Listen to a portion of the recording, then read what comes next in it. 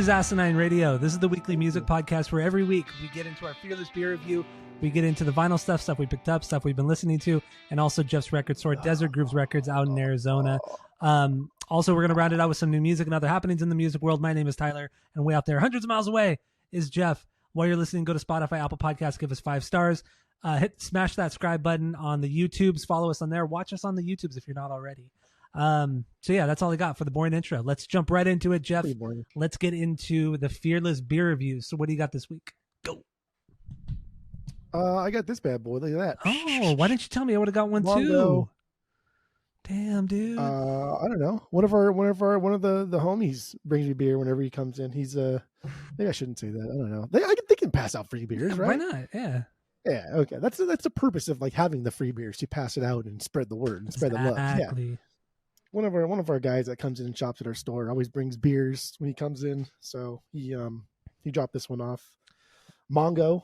This used to be Port Brewing, but now it's Pizza Port Brewing.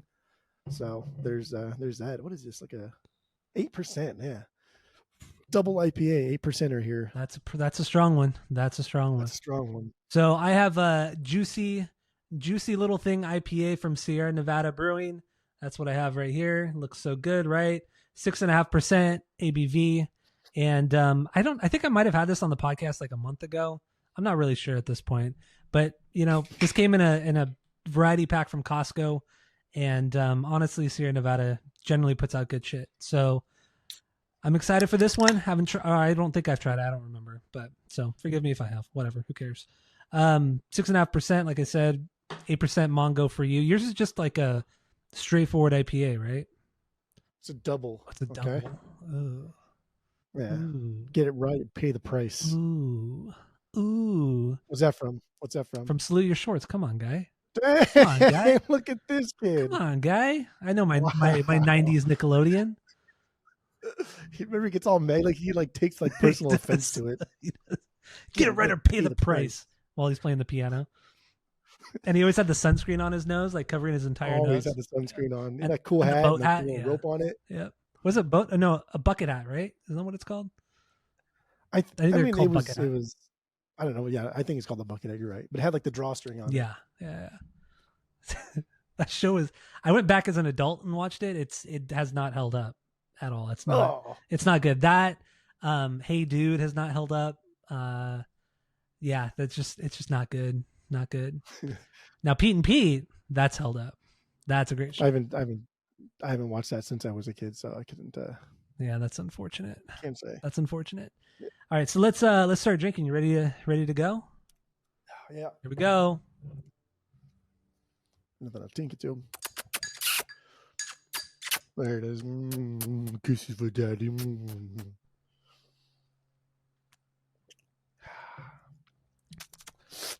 Oh boy.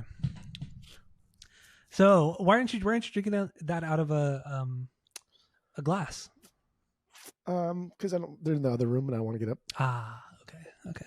So the can's fine.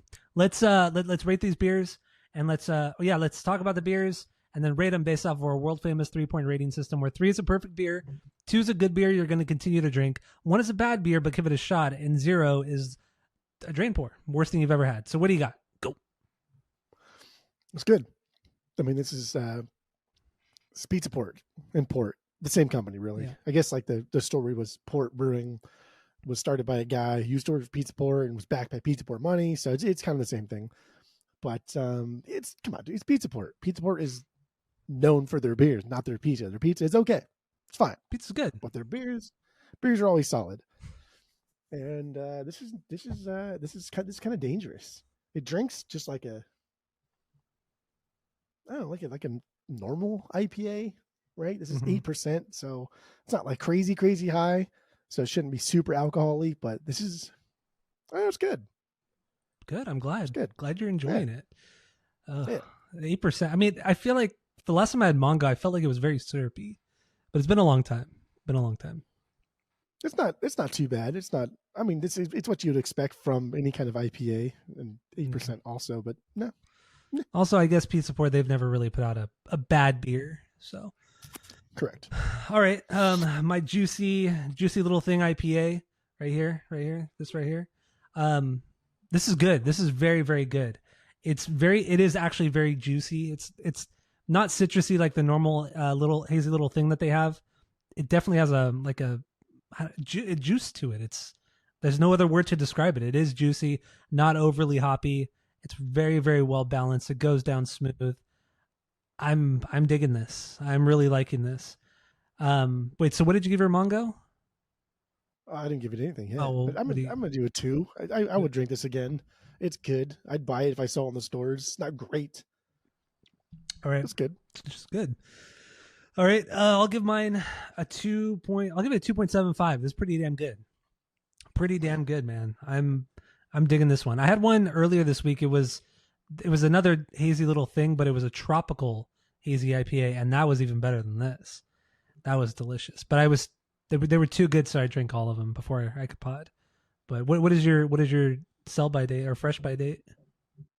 It's so like Raul left a review for mine, and that's why I looked, because this is a born date, not a use by date. What's your born date? Mine's 4/24, so like a month ago. Mine is 5/4. Oh, so yours is really fresh. It's a little bit hard. I would put it sideways, but then it would spill everywhere. It looks like it's 5/4. Might be 4/4. Could be 6/4. Could be 6/4. Could be 6/8. Who knows? Future. Yeah. I've never had a future beer before. That's crazy. All right. So what? So what did Raul say? Because he didn't leave a review for mine. So he said, like, sometimes short and sweet is the way to go, you know? So let's do that. Glows a golden hue like a Tahitian hooker, and it smells like her mama on a good day. Taste is pleasant, like when you realize your girl's dad approves of you. Good beer. But having a Best By date rather than a canning date is extremely off-putting. That's why I looked, because. But this is what? When was this? This is 2018, so this is still when Port, I think, owned the Mongo brand. Okay. So maybe they did things differently. I don't know. I feel like I feel everything should have like when it was made. I don't care like when it expires. Like when was it made? Let me determine when the milk is good. Yeah. Right. Yeah. Very true. Very true. You know, milk's. I don't drink milk. Milk's gross. Oh, what? I don't. Milk's fucking nasty. But you eat cereal. So gross. Well, because I have to. I put orange juice in cereal before. That is just disgusting. Depending if it's like Fruit Loops. Yeah. You don't put oranges in Fruit Loops? What the fuck is wrong with you? Why not? What? It's already sugary. Fuck it. But anyway, I don't drink milk like by itself. I don't think I've had a glass of milk without like chocolate in it, maybe in my entire life. If I'm going to drink milk, it's because I'm having maybe some type of like heartburn at night because I ate too much spicy stuff, so I need milk. But there's chocolate going in it. But milk is one of those things that even if it's 1 second past the expiration date, I won't fuck with it. Oh yeah. Don't care. I agree with you on that. I do like milk. I will drink milk by itself any day. Any day. On a cold day, on a hot day. I love milk. I do love milk. Whole milk too. Dude, so fucking gross. Love whole milk. So, well, actually, what is wrong? You remember you did drink that buttermilk that one time? Yeah, and I almost barfed it up. Remember that we threw it in the ceiling or the fucking chandelier or whatever it was? Yeah, when we were in Belgium. Yeah. We went to get milk for cereal that we had just bought, and Jeff pours this huge big bowl of cereal, pours this milk in it, takes one bite of it, and it's buttermilk. And it was just, dude, it was so fucking funny. It was so funny. But anyway, I think we did throw it into the chandelier. We did, we put it in the light fixture. Yeah. God, we were dickheads. Yeah. We were dicks. Anyway. Take that, Europe. Take that, Belgium. You sucked anyway. Anyway, sorry to anybody listening who's from Belgium, but whatever. I'm not. All right, so let's move on. Are we good? We good with the beer? Yeah, no, we're good. All right, let's get into the vinyl stuff we picked up, stuff we've been listening to. Also, Jeff's Record Store, Desert Grooves Records. Huge shout out in Arizona. And if you want to listen to any of these songs along the way, there's going to be a playlist in the description of this episode. So go follow along if you want. So what do you got this week, Jeff? Go. I only put a couple of things here because everything else I listened to was just normal, run-of-the-mill kind of shit that I spin, like Sabbath and things like that. Stuff that's typical. Not exciting to talk about all the time because I was remodeling my office. Yeah. And it looks better and it's nice and it's clean and it's organized and it feels feels calming. Like beforehand, it was just always like a constant battle to keep it organized and messy and whatever. It was an uncomfortable spot for me to relax in. But now I feel comfortable. Good. Feel good. And look where you're at now. You got this new area to podcast. You see the banner in the background? I hate this area. I don't like potting here at all. And my fan's on. It's fucking freezing, but it's too far. I can't turn it off. So anyway, miserable time. I actually started with Stan Getz, a live Stan Getz record, but then I put on, because I knew I was going to transition to rock at some point. So I was like, how am I going to get there? So sometimes I think about that. I put on a transitory records, and that's why I chose In a Silent Way by Mr. Miles Davis, because this is still softer. It's still jazz, but it's definitely like jazz rock. This is before Bitches Brew. This is an amazing record. Like everybody you want, dude, everybody you want is on this record. You have John McLaughlin, Chick Corea is here, Herbie Hancock here. It's a banger. It's only 2 songs, side A, side B. I did listen to this entire song, this whole 19-minute song. It's a ride. This song is a fucking ride. It's so good. It's fucking fantastic. It has a bit of everything. It has the guitar in there, but it also has a lot of the like exotica sound to it as well. There's the marimbas. There's all kinds of shit going on in the song, and the kind of the ups and downs of the whole song is incredible. Forgot what's the name of the song was, but yeah. Which one did I do? Did I do the song or the In a Silent Way? I don't remember which one you did. I probably just did In a Silent Way. But yeah, this one, people were kind of upset about this when it came out. This is 69, by the way. This is like, I don't know, his fucking 50th record by then. But people were upset because he's going like full electric and rock. And again, this is before Bitches Brew, and Bitches Brew is now hailed as like one of the greatest, and people love it. But like In a Silent Way was before that, and this is, in my opinion, this is just as good as Bitches Brew. I mean, that's something. Telling you, it's something. It's something. But yeah, that was like a midday thing, and then transitioned, and next thing I listened to was the Wedding Singer soundtrack. I got volumes 1 and 2, baby boy, and that's all I need from the 80s. There's a couple records here and there that I do love through and through, like Tears from Fears, Song from the Big Chair, love that record. But overall, 80s, 80s music sucks. Just say it. It's not very good overall. It's not. There's a lot of bad. There's more bad than good. That's for sure. Yep. But what's on it? Oh, the Cars. It's all I can do. So I chose the Cars because the Cars have been on your list for so fucking long to listen to, and just, dude, Rick Ocasek was just a mastermind. He was a genius producer, songwriter. Guy was amazing. And dude, this is my favorite Cars song. Do you like the song? It was fine. It was fine. That's it? Yeah, it's not my thing. It's just not my thing. It was good. The song is so good. But it's just, this kind of pop rock is not my thing. It's just like, this is very like Weezer-esque. Everything in this song, it sounds so much like Weezer. And perfect. Yeah, it sounds so much so like Weezer. Goddamn good. Yeah. Okay. Good. Well, that's fine. It's fine. That's fine. I did listen to both volumes, Wedding Singer Volume 1 and 2, though. So miserable. Pretty good. So what else you got? That's it. That's all I got. That's all you got? All right. That's it. Short episode, I guess, right? Damn. That's it. Okay. So what I have, I'm not even prepared, huh? So not even prepared. So the first thing I got here is this band Clowns. You see that right here? Clowns. I do.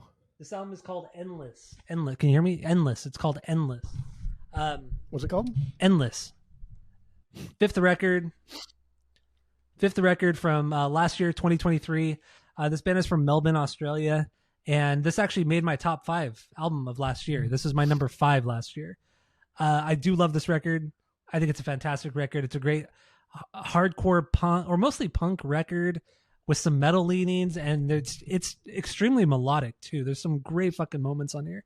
It's surprisingly very, very good and underappreciated. Not enough people were talking about it. It's fantastic. Go check it out. Clowns Endless. You like the song I put on for you? Yeah, it's good. I don't know if this Great is like vinyl good for me, but it's good. It's solid. Fun listen, fun band, good stuffs.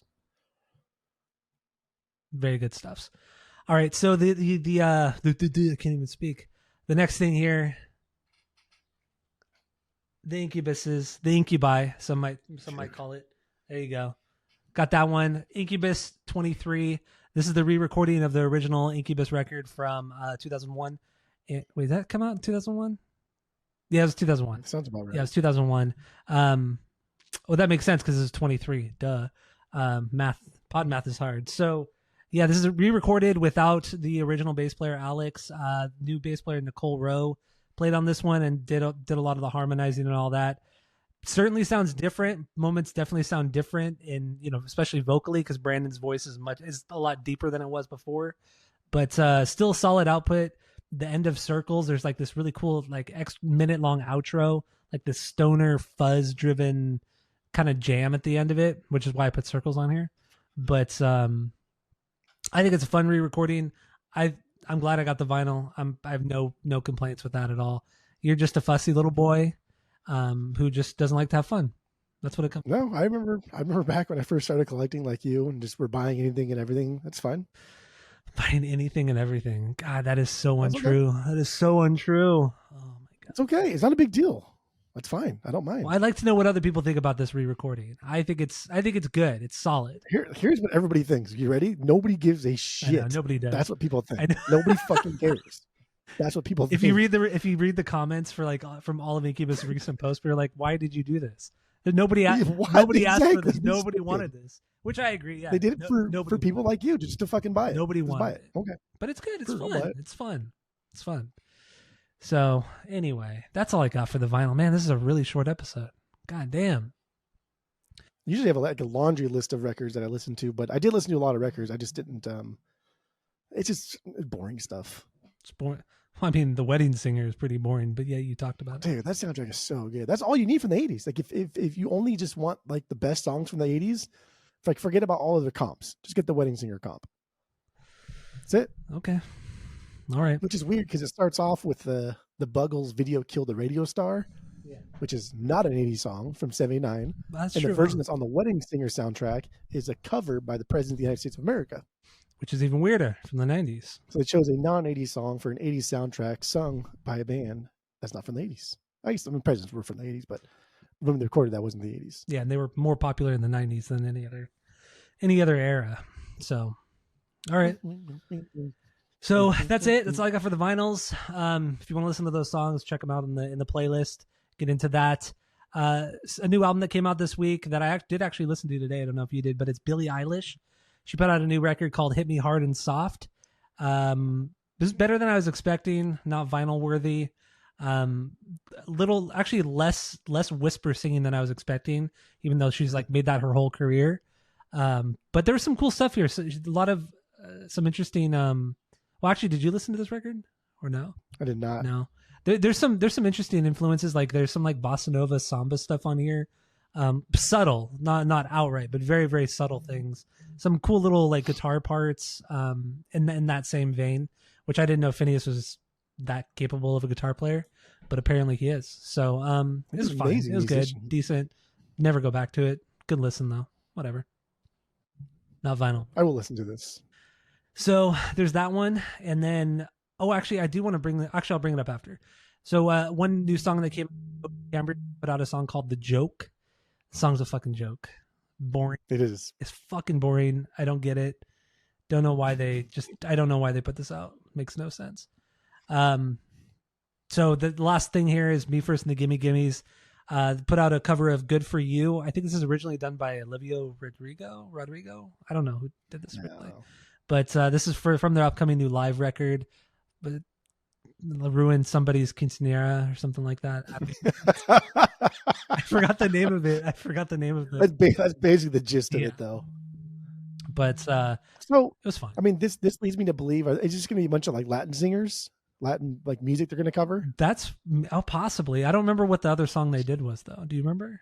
I don't remember either. Yeah, but that would be very in line. That'd be kind of cool. Yeah, that would be pretty sick, actually. Yeah. I forgot when this record comes out, but obviously we're gonna listen to it, and if it's good enough, we might get it on vinyl. Who knows? So, I mean, I'll definitely get it on vinyl.